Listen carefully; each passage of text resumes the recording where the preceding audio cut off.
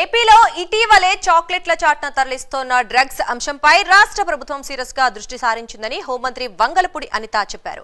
ఎక్కడ ఎలాంటి అనుమానం వచ్చినా ఎక్కడి నుంచి అయినా డ్రగ్స్ గంజాయి తరలిస్తున్నట్లు కనిపించినా ఈగల్ టీమ్స్ కు సూచించాలని, ఎంతటి వారైనా దోషులుగా తేలితే చట్టం తన పని తాను చేసుకుపోతుందని అనిత వార్నింగ్ ఇచ్చారు.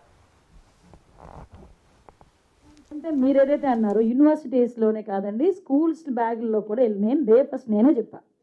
ఓకే, దాని గురించనే ఈరోజు డే ఫస్ట్ నుంచి మేము వర్క్ చేస్తున్నామని చెప్పాం. నియర్ బై ఉన్న షాప్స్ దగ్గర నుంచి కూడా మేము టార్గెట్ పెట్టుకున్నాం. ఎక్కడైతే హాస్టల్స్ కానీ అలాంటి వాటి అన్నింటి మీద కూడా మేము ఆల్రెడీ ఇన్ఫర్మేషన్ ఇస్తున్నాం. ఈరోజు డైరెక్ట్గా 1972 టోల్ ఫ్రీ నెంబర్ అందరినీ బాధ్యుల్ని చేసి ఈరోజు మా రవికృష్ణ గారు చెప్పినట్టుగా ప్రతి ఒక్కరు కూడా ఈగిల్ టీంలో మెంబర్గా జాయిన్ అవ్వండి అని చెప్పిన దానికి కూడా కారణం ఏంటంటే, మీ పక్కన ఎవరంటే మాకు చెప్పండి, మేము చర్యలు తీసుకుంటామని మేము చెప్తున్నాం.